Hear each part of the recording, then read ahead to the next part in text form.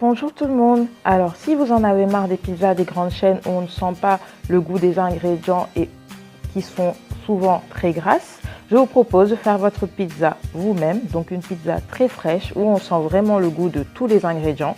C'est une pizza à la bresaola, au copeaux de parmesan et à la roquette. Donc pour moi, le secret d'une bonne pizza réside dans un premier temps dans une pâte fine, légère et croustillante. J'ai trouvé cette recette de pâte à pizza au dos d'un sachet de levure boulangère. J'ai juste ajouté à la recette 2 cuillères à soupe de sucre roux. Et surtout dans la sauce tomate qui doit être savoureuse et on doit bien sentir le goût de la tomate. Je vous laisse regarder la recette juste après ça.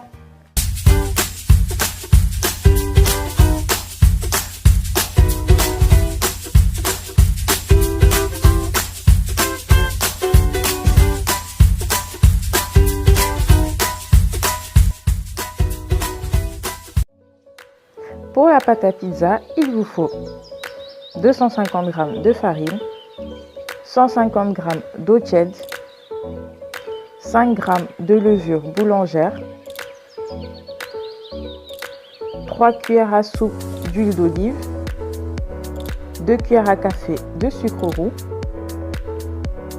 et 1 cuillère à café de sel.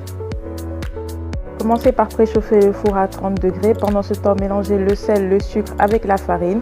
Diluez la levure avec un peu d'eau. Ajoutez-la aux ingrédients secs. Puis ajoutez l'eau en 2 fois et mélangez avec une spatule. Pétrissez un peu la pâte jusqu'à obtention d'un mélange homogène. Puis ajoutez l'huile d'olive. Mélangez, puis formez une boule dans votre saladier, recouvrez-le d'un tissu propre, éteignez le four et laissez lever pendant 1 heure dans le four.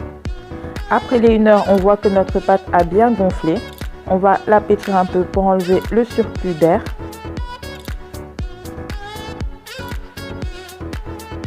Farinez un plan de travail propre.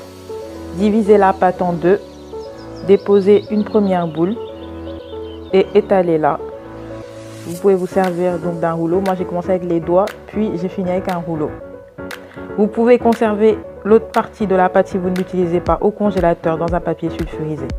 Pour la sauce tomate, il vous faut 300 g de tomates pelées en conserve sans le jus, une échalote et une gousse d'ail, une cuillère à soupe d'huile d'olive, une demi-cuillère à café d'origan séché, une demi-cuillère à café de basilic séché, un quart de cuillère à café de piment d'Espelette, une cuillère à soupe de sucre et bien sûr du sel et du poivre. Commencez par mettre l'huile d'olive dans une casserole à feu moyen. Ajoutez-y l'échalote et l'ail pressé à l'aide d'un presse-ail. Ajoutez les tomates découpées en morceaux. Assaisonnez, donc salé, poivré. Ajoutez les épices. Mélangez. Ajoutez le sucre. Mélangez et laissez réduire un peu. Une fois la sauce terminée, vous pouvez la mixer afin d'obtenir un mélange un peu plus lisse. Pour le montage, il vous faudra donc la sauce tomate,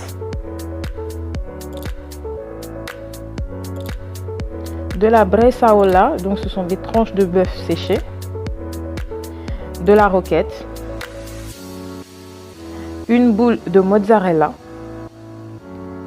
des copeaux de parmesan et bien sûr la pâte à pizza étalée sur une plaque allant au four. Préchauffez le four à 240 degrés. Pendant ce temps, disposez la sauce tomate sur la pâte. Déposez dessus les tranches de mozzarella et enfournez pendant 15 minutes à 240 degrés.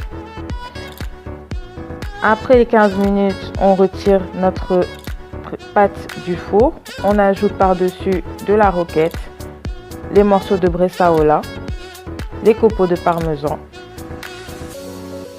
un filet d'huile d'olive. Là, j'ai ajouté directement un filet d'huile pimentée.